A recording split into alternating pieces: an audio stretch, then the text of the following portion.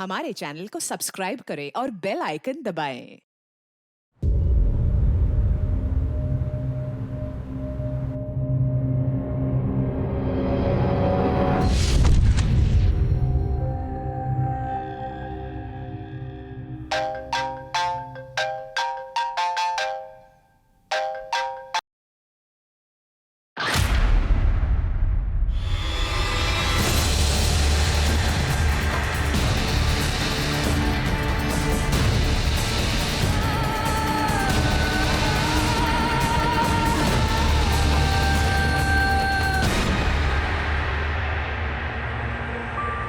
मुझे पता है सर, आप मेरे गुनहगारों को कभी नहीं पकड़ पाएंगे, कभी नहीं। वो खुली हवा में सांस लेंगे और मैं दिल घुटती रहूंगी और आप चुपचाप सर झुकाए मुझे देखते रहेंगे।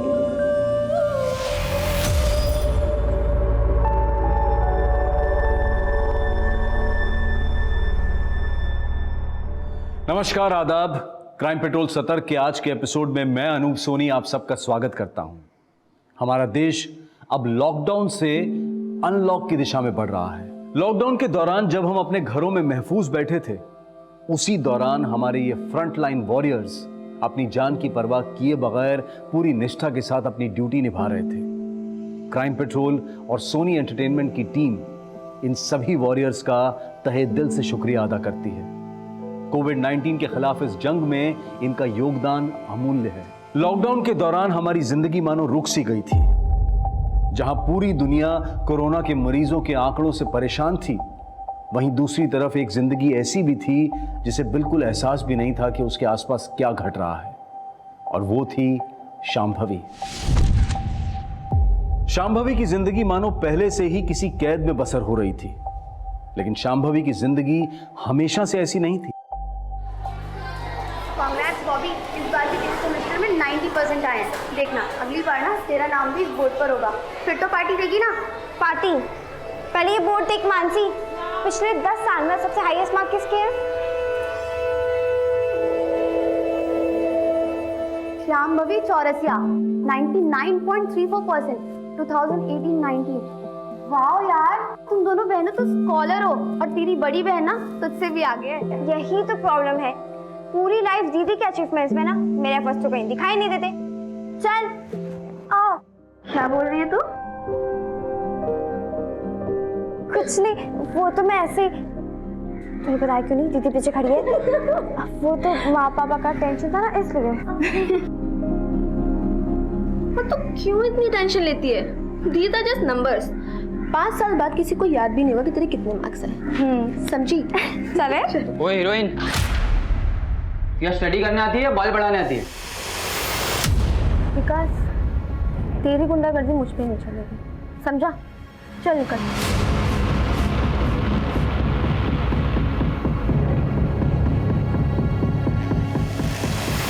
दीदी, जो हुआ उसमें तुम्हारी गलती नहीं थी ना, मैं समझा दूंगी माँ पापा को। अरे माँ पापा तो ठीक है यार, मुझे टेंशन दादी की है। लेकिन इतना कुछ होने के बाद भी तुम इतनी नॉर्मल कैसे रह सकती हो? जो दादी के ताने झेल सकता है ना, वो कुछ भी झेल सकता है।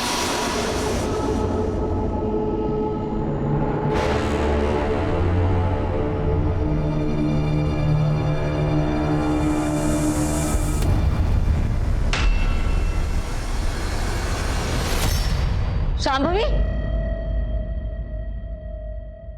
इधर आ, इधर आ तू।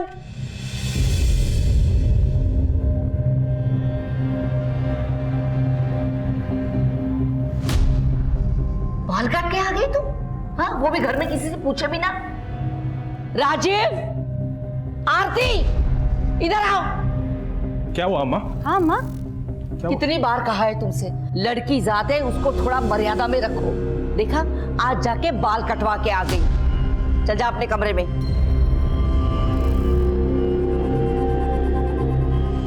कह देती हूँ, ये लड़की एक दिन हम सबको खून के आंसू रुलाएगी, याद रखना। माँ, पापा, अब दादी से कुछ कहते क्यों नहीं हो? वो इतने ताने क्यों देती है? बेटा, दादी की बात को दिल पे नहीं लेती। कैसे ना लगाऊं पापा, अभी से स्कूल से आए हैं, उनको जो कहना होता कह देती, लेकिन अच्छे से खाना तो खा लेने देती। नहीं बॉबी, मुझे बिल्कुल भी भूख नहीं, मैं बाद में खाऊंगी। माँ, चमन चाचा का खाना दे दो, मैं उनको दे के आती हूँ। अच्छा ठीक है, चल। पर तुमने बाल क्यों कटवा दिए? बताना तो। बाद में बताऊंगी। बॉबी, तू चल रही मेरे साथ? नहीं दीदी, मेरे सर में बहुत दर्द हो रहा है, आप जाओ। चल आराम कर।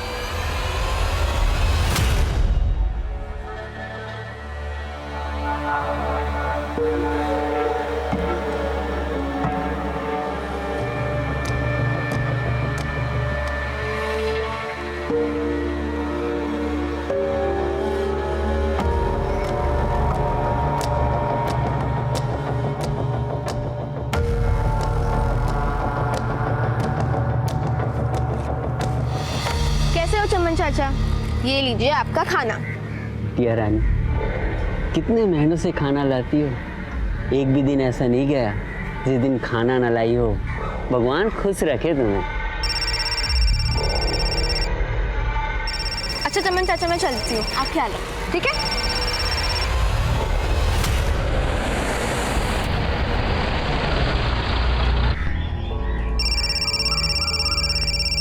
हेलो हेलो, आवाज नहीं आ रहा है।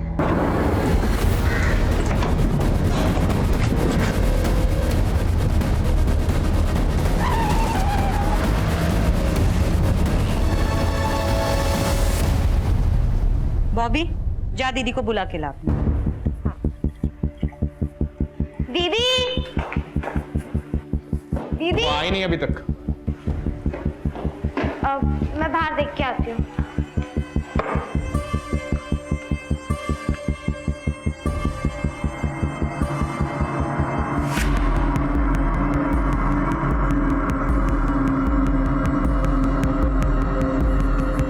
बाहर तो नहीं है।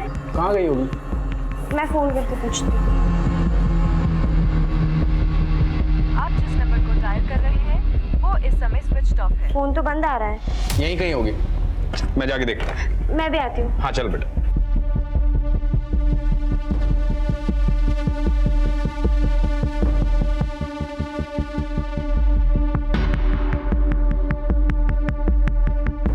चमन, वो मेरी बेटी शांभवी आई थी क्या यहाँ? हाँ साहब, रोज की तरह खाना दिया, बढ़िया खाना था। किस तरफ गई हो? घर की तरफ।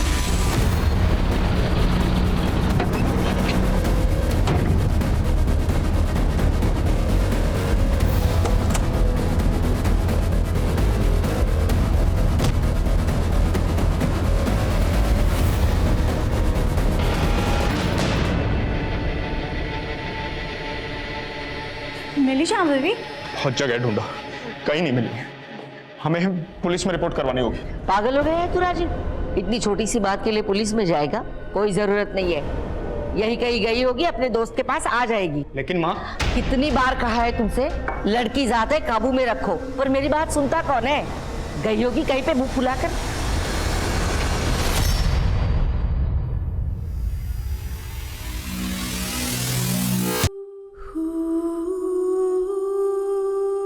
प्लीज आप रोइए मत। आप प्लीज पुलिस के पास जाइए ना। पता नहीं मेरी बच्ची कहाँ होगी, कैसी होगी, किस हाल में होगी। बड़े मजे में होगी तेरी बेटी। दिन दहाड़े दरवाजे से कोई नहीं उठा के लेके गया उसे। और हाँ, पहले ही बता देती हूँ, पुलिस में जाने की कोई जरूरत नहीं है, खामखा बदनामी होगी।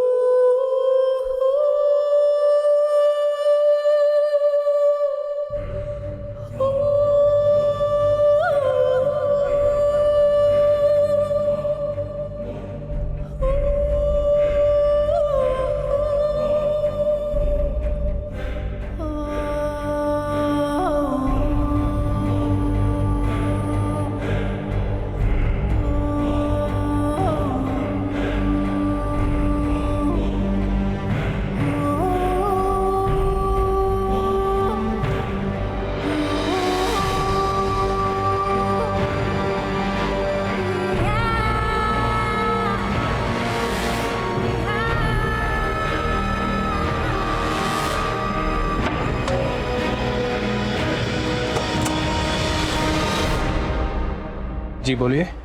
क्या ये राजीव चौरसिया का घर है? हम मैं ही राजीव चौरसिया हूँ।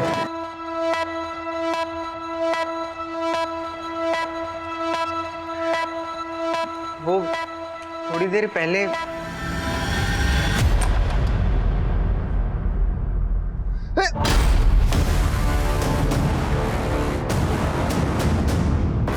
अम्मी, अम्मी, हाय अल्लाह, कौन है ये लड़की? बेटा जल्दी चप्पल लेके आ। बेटा कौन है तू?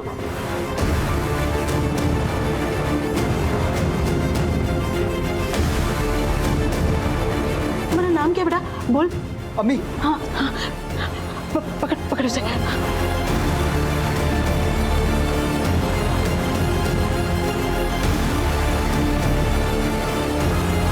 बोल बेटा, तुम्हारा नाम क्या है? तुम्हारे अबू का नाम क्या है बेटा?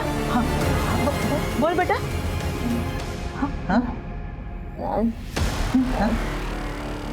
राजीव।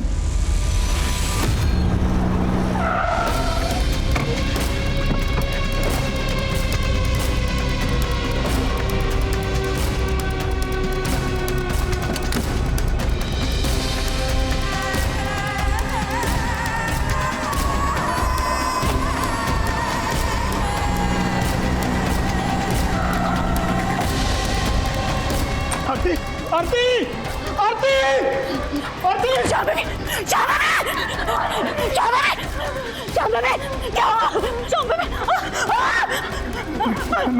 मैं बता हूँ। कपड़े पहना दो इसे, बेटा कपड़े लेके हमें इसे हॉस्पिटल लेकर जाना पड़ेगा। नहीं नहीं, जल्दबाजी मत करो। इसे हॉस्पिटल लेके जाने की कोई जरूरत नहीं है, थोड़ा सा वक्त दे दो, ठीक हो जाएगी। अरे हॉस्पिटल ले गए तो पुलिस केस होगा, फालतू का बखेड़ा नहीं चाहिए। लेकिन माँ, जब देखो तुम सब लोग अपनी मनमानी करते रहते हो।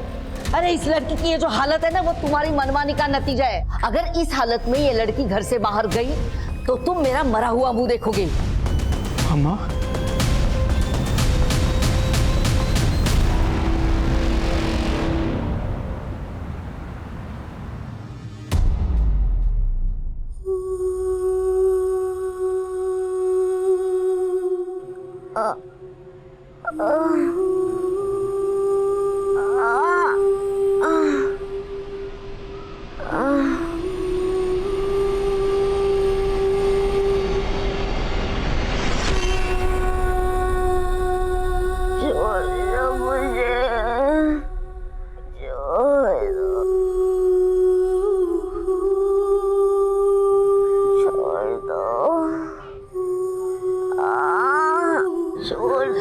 दीदी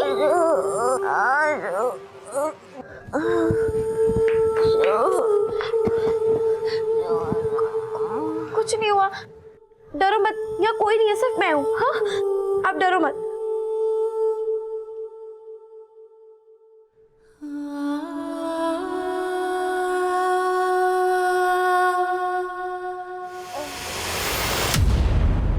दीदी दीदी दीदी दीदी आंखें खोलो। दीदी दीदी, माँ माँ माँ, देखो कितना खून बह रहा है, देखो। शाम शाम बाबू बेटा,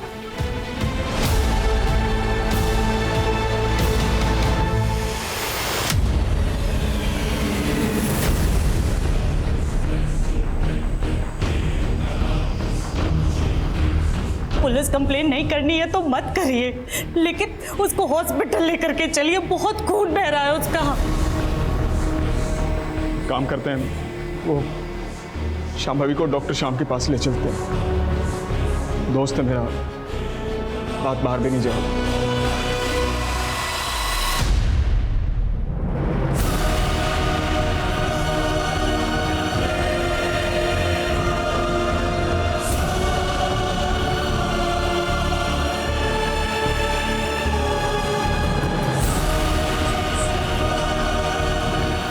श्याम, राजीव शामवे का हुआ है।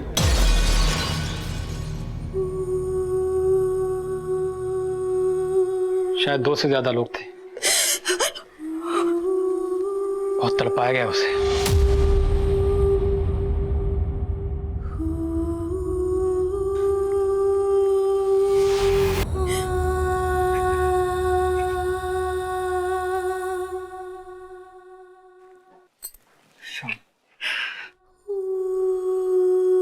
ये बात किसी को मत बताना, अपने घर में भी नहीं। ये तो कैसी बातें कर रहा है यार? ये वक्त समाज के बारे में सोचने का नहीं है। अपनी बेटी के बारे में सोच। 11 कांच के टुकड़े, 2 पेपर कप्स, 5 पत्थर के टुकड़े।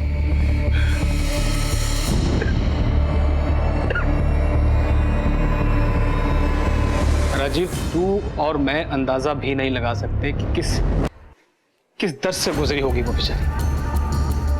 मैंने अपने इतने सालों के करियर में ऐसी दरिंदगी, ऐसी हैवानियत नहीं देखी।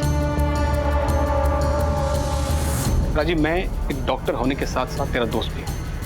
मेरी बात मान, पुलिस स्टेशन जा, रिपोर्ट लिखा और अपने बाप होने का फर्ज निभा।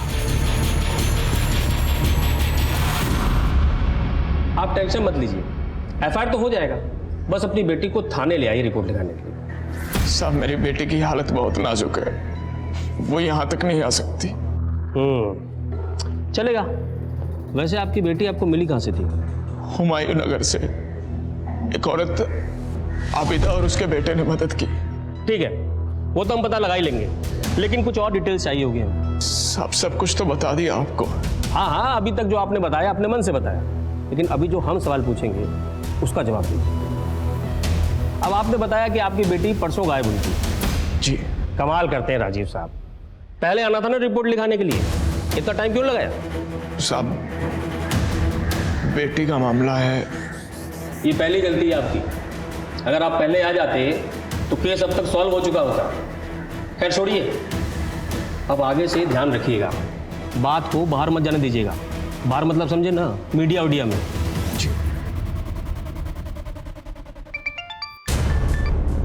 हाँ जी भैया, बोलिए। Anshika, I need your help. बड़ी मुश्किल से शांभवी के परिवार वालों को पुलिस में कंप्लेन करने के लिए मनाया था, लेकिन पुलिस शांभवी के बयान का इंतजार कर रही है। वो शांभवी इस हालत में है ही नहीं। इनफैक्ट उसकी हालत तो इतनी नाजुक है। अंशिका, मैं चाहता हूं कि ये केस खुलकर सामने आए ताकि पुलिस पर प्रेशर बने। भैया आप बिल्कुल फिक्र मत कीजिए, हम आपके और शांभवी के साथ हैं। Thank you Anshika. इटावा में हुए ब्रूटली गैंग रेप को 3 दिन बीत चुके हैं, लेकिन पुलिस प्रशासन अभी तक हाथ पे हाथ धरे बैठी है। पुलिस ने अभी तक उस जगह का भी पता नहीं लगाया है जहां पर विक्टिम के साथ ये घिनौना अपराध हुआ। पुलिस के इस निष्क्रियता और दमन के खिलाफ हम आवाज उठाएंगे। मीडिया के दबाव और पुलिस के आक्रोश से पुलिस प्रशासन में खलबली मच गई। इंस्पेक्टर को इस केस से हटा दिया गया और एक स्पेशल इन्वेस्टिगेटिंग टीम का गठन किया गया, जिसकी कमान शहर के एसपी आदिल खान ने खुद संभाला। आदिल खान के लिए चुनौती कड़ी थी। शहर में तनाव का माहौल था और लोगों में पुलिस के लिए अविश्वास बढ़ रहा था। शांभवी को न्याय दिलाकर लोगों के मन में पुलिस के लिए एक बार फिर से विश्वास पैदा करना ही आदिल खान का मकसद था।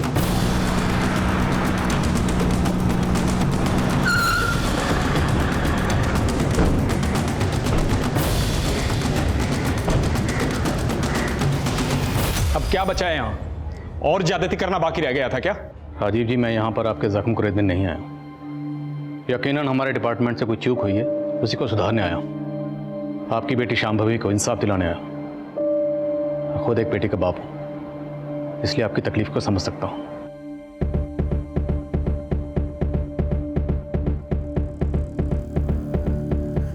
आइए सर। आइए।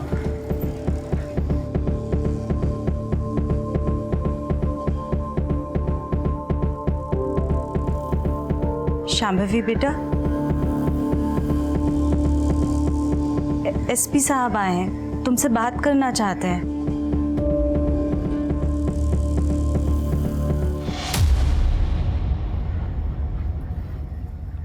डरो मत बेटा, ये नए अफसर है, हमारी मदद करना चाहते हैं। शांभवी बेटा, मुझे पता है तुम्हारे लिए आसान नहीं होगा, लेकिन बेटा उस दिन जो हुआ क्या वो तुम एक बार फिर से बता सकती हो?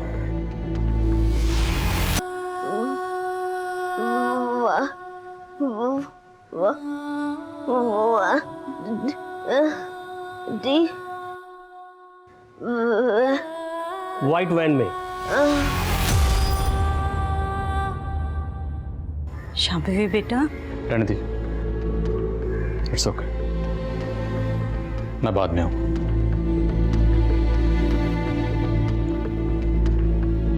राजीव जी, जिस दिन ये हादसा हुआ उस दिन क्या हुआ था?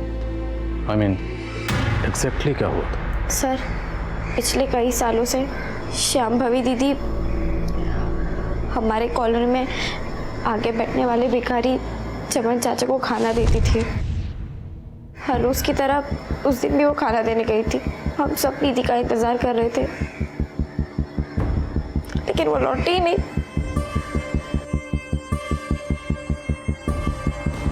हाँ साहब, वो संभवी बेटी खाना देने तो आई थी। वो किसी से बात कर रही थी फोन में, लेकिन उस दिन के बाद नहीं आई। तूने शांभवी का अपहरण होते हुए देखा था? अपहरण किसने किया साहब? वो ठीक तो है। ज्यादा नौटंकी नहीं समझे, सीधे सीधे बोल। उस दिन तुमने किसी सफेद रंग की गाड़ी को देखा था? गाड़ी तो आई थी साहब, कौन से रंग की थी वो याद नहीं। गाड़ी का नंबर? नहीं साहब। रोज यहीं बैठता है? जी साहब। चमन को खाना देने के बाद शांभवी अपने घर की तरफ गई और बीच रास्ते में किडनैप हो गई।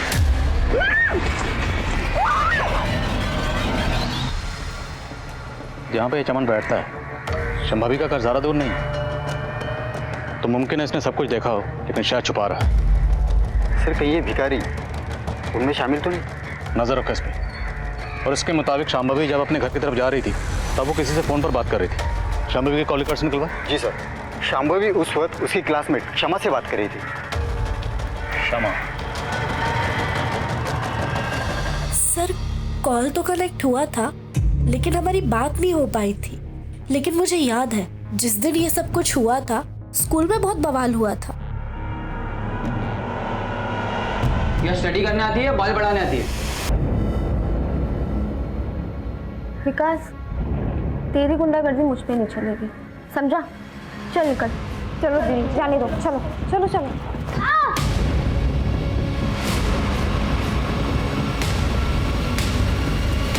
शांभवी ने उसकी कंप्लेंट प्रिंसिपल से कर दी थी और प्रिंसिपल ने 1 वीक के लिए उसे सस्पेंड भी कर दिया था। और फिर विकास ने... तूने मुझे स्कूल से सस्पेंड करवाया ना, नेक्स्ट टाइम तेरे बाल नहीं काटूंगा, तेरी नाक काट लूंगा, ताकि तू किसी को चेहरा दिखाने के लायक नहीं रहेगी। इस बार तो छोड़ दिया तुझे, अगली बार मुझे हाथ भी लगाया ना तो हाथ तोड़ दूंगी तेरा। मेरा तोड़ेगी?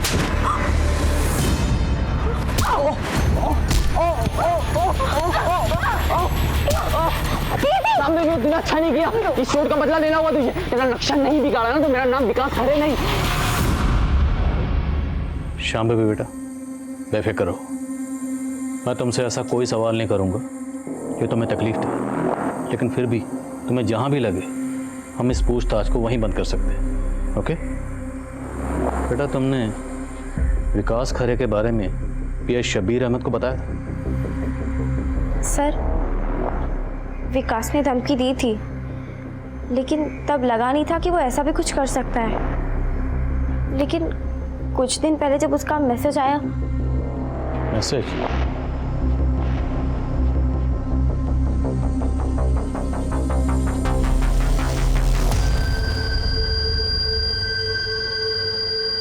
वीरेंद्र सर,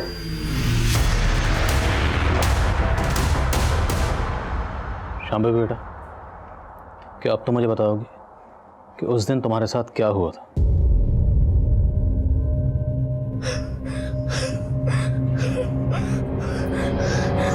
इट्स ओके बेटा, रिलैक्स रिलैक्स, कोई बात नहीं, स्ट्रेस मत लो।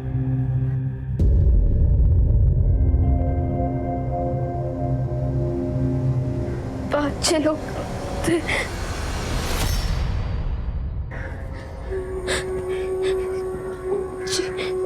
इन्होंने मेरा रिक्की, मैं चिल्लाती नहीं,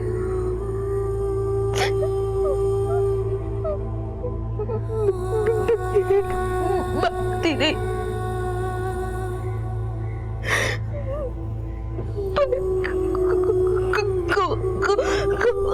कोई नहीं रुका।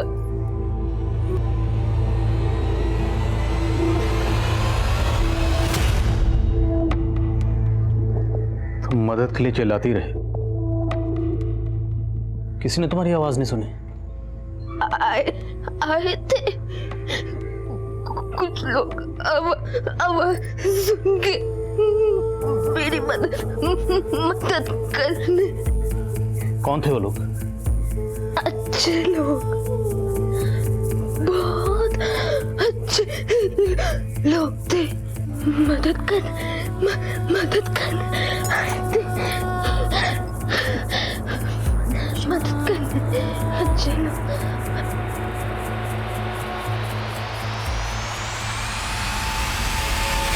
सर शांभवी ने कहा कि बहुत सारे लोगों ने उसकी मदद की, लेकिन आबिदा के घर पे वो अकेले गई थी। अगर बहुत सारे लोगों ने उसकी मदद की थी तो अभी तक सामने क्यों नहीं आए? शायद किसी के दबाव में हो। कोई बात नहीं, एक बार क्राइम सीन का पता चल जाए तो सब के सब मिल जाएंगे। तुम वाइट मैन क्राइम सीन का पता करो, और सुनो वो विकास करे, बुलाओ उसे पुलिस स्टेशन। सर। बोल, शांभवी से तेरी क्या प्रॉब्लम थी? सर टेंशन थी और मेरे और शांभवी के बीच, लेकिन मेरा उस इंसिडेंट से कोई लेना देना नहीं है सर। तो कहाँ था उस दिन? सर मैं तो अपने घर पर ही था सर। तो मतलब तूने कुछ नहीं किया? तब तो तुझे डीएनए सैंपल देने में कोई प्रॉब्लम नहीं होगी। और वो मैसेज, शांभवी को मैसेज क्यों भेजा था? वो मैसेज सर सिर्फ मैं मौके का फायदा उठा रहा था सर। मुझे लगा उस वक्त मैं उसे धमका भी सकता हूँ और नीचा भी दिखा सकता हूँ सर। तेरी इस हरकत के लिए ना तेरा नक्शा बिगाड़ सकता हूं मैं, समझे तुम?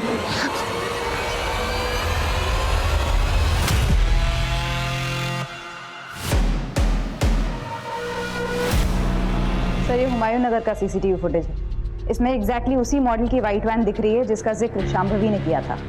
ये वैन 3:32 पर निकलती है और 7:35 पर रिटर्न आई। पता चला ये वैन किसकी है? नहीं सर, नंबर प्लेट क्लियर नहीं है। पता करो शहर में किस किस के पास इस मॉडल की सफेद वैन, एक से पूछताछ करो। एक और बात सर, ये एरिया आबिदा के घर से ज्यादा दूर नहीं है। तो पक्का क्राइम सीन भी आबिदा के घर के आसपास ही।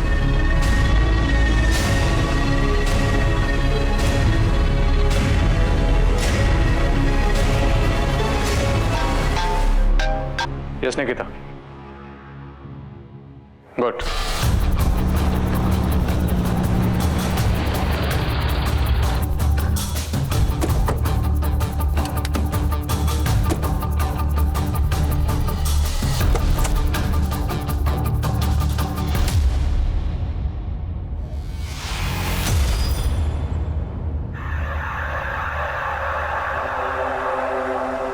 लगता है शांभवी के साथ घटना यहीं घटी है।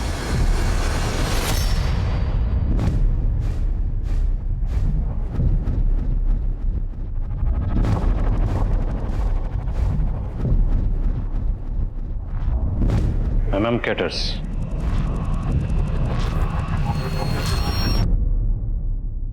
सर विक्टिम के शरीर से कांच के टुकड़े मिले और यहाँ भी इतने कांच के टुकड़े बिखरे हुए हैं।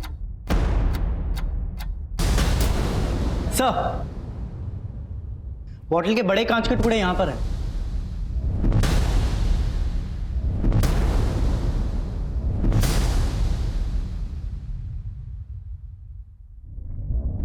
आबिदा का घर यहाँ से 300 मीटर की दूरी पर होगा। शांभवी यहाँ से रेंगते हुए वहां गई हो। शांभवी ने बताया कि कुछ लोग उसकी मदद के लिए आए थे। इस कांच की बॉटल से उसको जख्मी किया गया। बॉटल को पहले वहां तोड़ा गया, फिर उसी कांच से उसे यहां लाकर जख्मी किया गया। सर ये देखिए क्या मिला है। गुटका? सर लगता है हड़बड़ाहट में किसी की जेब से गिर गया होगा। ये सारी चीज़ें एविडेंस के तौर पर सील करो और पता करो ये गुटखा आसपास कहाँ मिलता है। सर।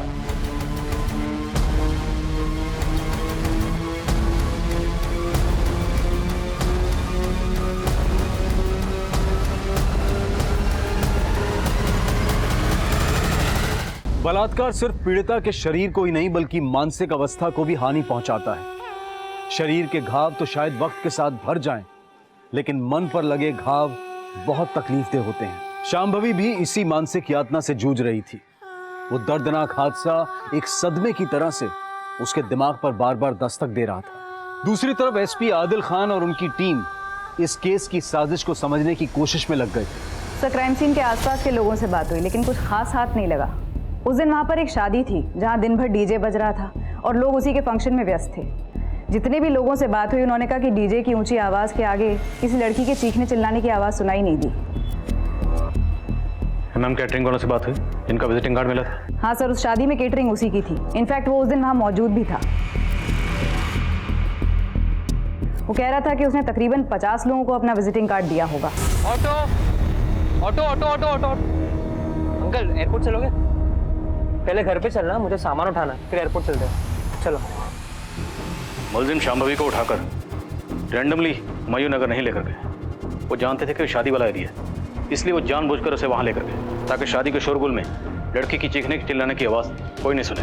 अपने खबरियों को वहाँ एक्टिव हो, उन्हें कहो कि कुछ भी पता चले तो तुरंत इन्फॉर्म करें। सर अपनी खबरियों से एक इम्पोर्टेंट बात पता चली। तूने तो कहा था कि तूने कुछ नहीं देखा, फिर ये फोन?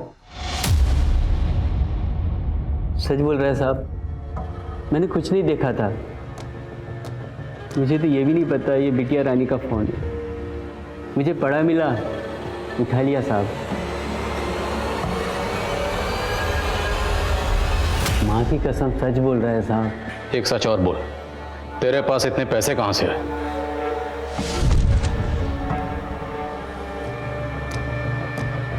वो साहब मेरी एक झुग्गी है, वो किराए पे चढ़ाया है।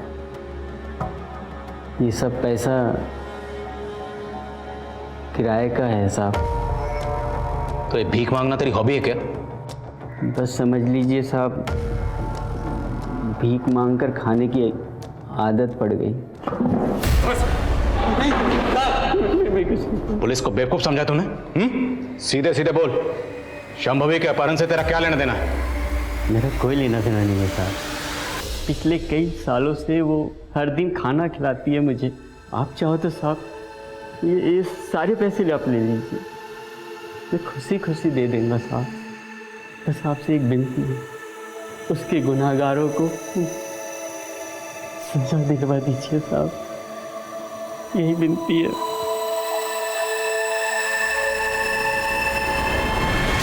ये सब मेरी गलती है। मैंने तुझे हमेशा डांटा, कभी तुझसे प्यार नहीं किया। तुझे ना जैसे कपड़े पहनने पहन, तुझे जैसे बाल काटने काट ले, मैं तुझे नहीं टोकूंगी। बस तू ठीक हो जा। अब पछताने से क्या फायदा अम्मा? आप यहाँ से चली जाइए, चली जाइए।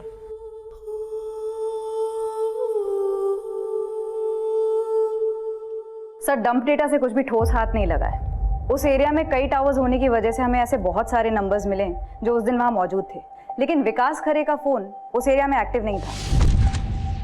हो सकता है वो अपना फोन घर पे छोड़ के गया। फॉरेंसिक से कोई अपडेट? जी सर, क्राइम सीन से मिले बॉटल के टुकड़े और विक्टिम की बॉडी से मिले कांच के टुकड़े मैच हो गए। फॉरेंसिक ने क्राइम सीन से जो कपड़े उठाए थे उससे भी डीएनए एक्सट्रैक्ट कर लिया है। नेक्स्ट वीक तक ये रिपोर्ट भी आ जाएगी कि विक्टिम की बॉडी से मिले डीएनए और कपड़ों से मिले डीएनए मैच होते हैं या नहीं। अगर हम अपनी तहकीकात का रुख उल्टा कर दें तो? मतलब sir? I mean, other way round. अभी तक हम विक्टिम से बाकी लोगों के डॉट्स जोड़ रहे हैं। अगर हम इसका उल्टा करें, डंप डाटा में जितने भी लोगों के नंबर मिले उनके प्रोफाइल चेक करें, उसमें ये चेक करें कि उनमें से वो लोग कौन हैं जिनका विक्टिम शांभवी से कोई ना कोई कनेक्शन है। चांस लेकर देख सकते हैं सर। MM कैटर से कोई अपडेट? हाँ सर, 7 ऐसे लोगों का पता चला है जो उस दिन शादी में वहाँ मौजूद थे और जिन्होंने MM केटरर्स को बाद में कांटेक्ट किया अपने यहाँ किसी फंक्शन के लिए। नजर रखो, कुछ भी अटपटा लगे उठा लो। सर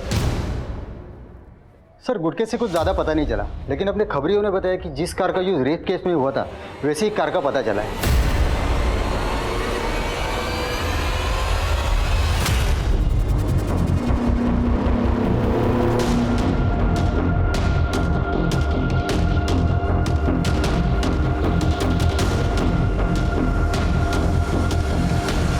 सर, शांभवी की हालत फिर से बिगड़ने लगी है। लगता है वो अपनी उम्मीद खोती जा रही है। लेकिन डॉक्टर आप तो कह रहे थे कि उसकी हालत में सुधार आ रहा है। हाँ, कहा था क्योंकि उसकी सभी रिपोर्ट्स इंप्रूवमेंट दिखा रहे हैं, लेकिन उसकी हालत में बिल्कुल भी सुधार नहीं हो रहा।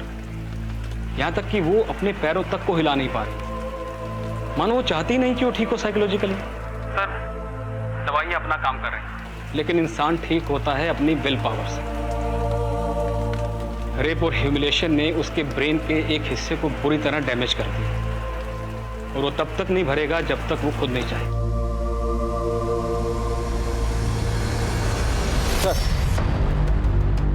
सर उस व्हाइट कार की डिटेल्स आरटीओ से आ गई है। वो कार पहले फैज शेख नाम पे रजिस्टर्ड थी, लेकिन फैज अभी दुबई चला गया। क्राइम में जिसकी गाड़ी इस्तेमाल हुई वो हमारे हाथ से निकल गया। सर और एक बात पता चली, फैज के दुबई जाने के बाद उसी एरिया का और एक आदमी अकरम बेग, उसने भी दुबई के वीज़ा के लिए अप्लाई किया था। सर खबरियों ने बताया कि 1 महीने पहले तक उसका दुबई जाने का कोई प्लान नहीं था और ना उसके पास पैसे थे। मुझे शक हुआ तो मैंने क्राइम सीन के डम डाटा में उन दोनों का नंबर चेक किया। ये अकरम और फैज दोनों मौजूद थे वहाँ पर? हाँ सर। उठाओ इस अकरम को। सर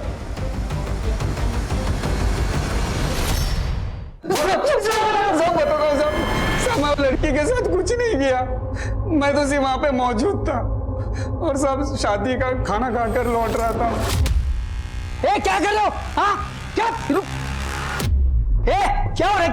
हाँ क्या हो रहा है? हाँ? डरो मत दोस्त है। अरे अकरम, सबसे मजे ले रहे, तू भी ले ले, मुंह बंद रखना है। क्या अभी? ठीक है, नहीं करना है मत करना, इट्स फाइन, बस मुंह बंद करने का क्या लेगा वो बताना खाली। और तुमने दुबई का टिकट ले लिया? जी सर। और कौन कौन शामिल था? नाम बोल सकते? सब मैं किसी का नाम नहीं जानता हूँ, सिर्फ फैज को जानता हूँ सब। नाम से नहीं जानता लेकिन शक्ल तो पहचानता होगा ना? वहाँ पे जो लोग शामिल थे उनको पहचान तो पाएगा ना? जी सर। जिन 7 लोगों की लिस्ट बनी थी, जिनके घर में फंक्शन था, सबकी फोटो दिखाओ।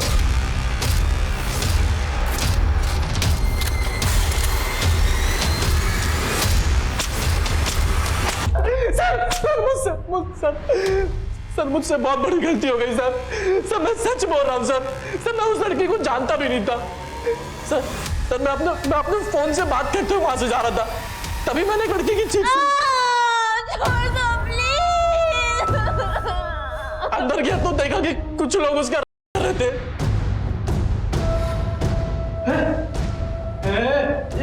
क्या चल रहा? अबे तू क्यों डर रहा है? फ्री का माल है, तू भी मजे ले ले। चल। सर मेरे से पहले भी वहां 4-5 लोग थे और मेरे बाद 10-12 लोग और आए सर। नाम बोल, नाम बोल, कौन कौन थे? नाम जुमी, इफ्तिखार, नौमान और आजर। वो बारात में आए हुए दूल्हे के चाचा इम्तियाज भी थे सर। बारात में आए बाराती बन के और रेप होता देखकर रेपिस्ट बन गए। दो अच्छे से।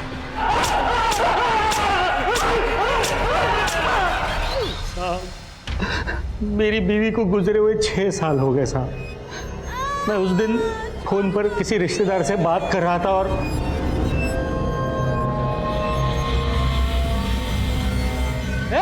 हेलो नो, क्या हो रहा है? हाँ शांत हो जाओ। ये लड़की कौन है? हाँ क्या कर रहे हो तुम लोग इसके साथ? चाचा हल्ला क्यों मचा रहे हो आप? ये लड़की अपनी मर्जी से आई है चाचा, आई है कि नहीं? आपको जो करना कर लो ना। देखो चाचा, आप ना खाली अपना मुंह बंद रखिए। लड़के को किडनैप किसने किया था? साहब हमको नहीं पता साहब हम लोग तो वहाँ लड़की की चीख सुनकर ही पहुंचे थे साहब।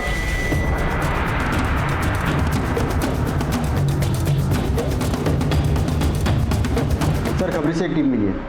रफीक नाम के आदमी का गैरेज है, शांभवी के घर से थोड़ी ही दूर, और फैज रफीक का बहुत अच्छा दोस्त है।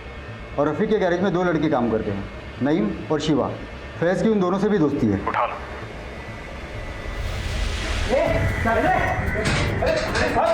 अरे साहब क्या हुआ है?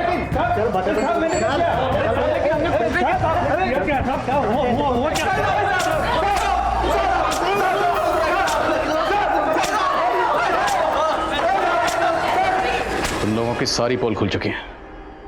अगर सच नहीं बोलोगे ना तो हड्डियों के जोड़ भी खोल देंगे। बोलो, तुम लोगों ने फैज के साथ मिलकर ये घिनौनी हरकत क्यों की? बताता हूँ साहब, बताता हूँ साहब। हमने उठाया था उसे, नईम, फैज और रफीक सब साथ ही साथ। शांभवी के साथ तुम लोगों की क्या दुश्मनी थी? सब बहुत शौक था उस लौंडिया को लौंडा बनने का। बहुत गुरूर था उसको अपनी खूबसूरती पर और दिमाग पर। और रफीक भाई, इन लौंडियों के बाप को कुछ ज्यादा ही चर्बी चढ़ रही है। ऐसा पानी फेरेंगे कि इनके बाप की चर्बी भी पिघल जाएगी। देखो कैसे घूर रही, देखो लगता बताना ही पड़ेगा। हाँ?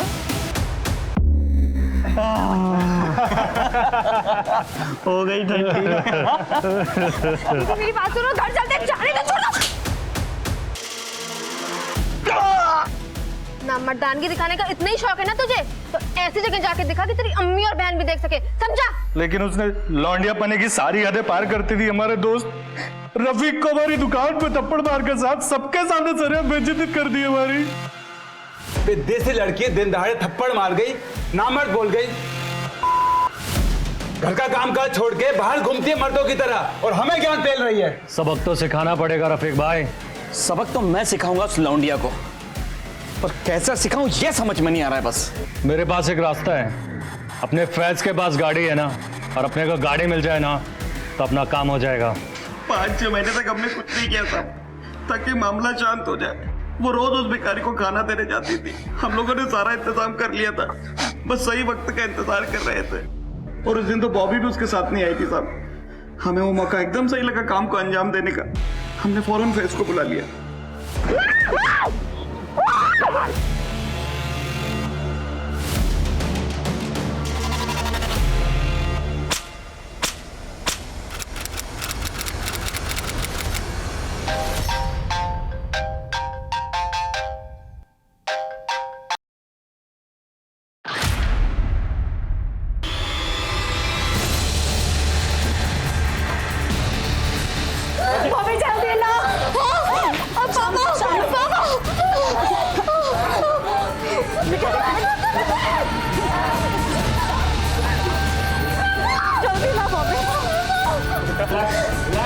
बस बेटा, शांत हो बेटा।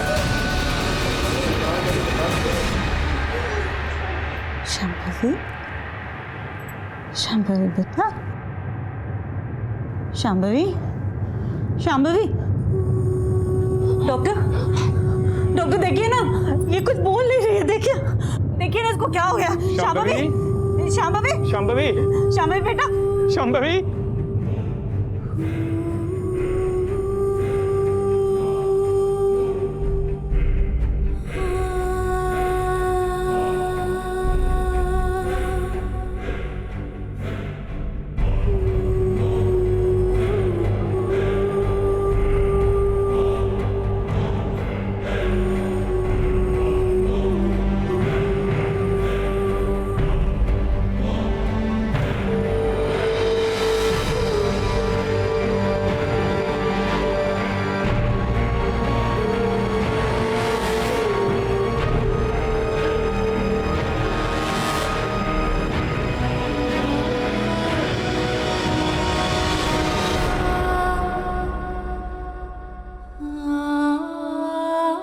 पॉलिटिकल डिप्लोमेसी के तहत पुलिस दुबई जाकर बैठे फैज शेख को इंडिया लाने में कामयाब हो गई।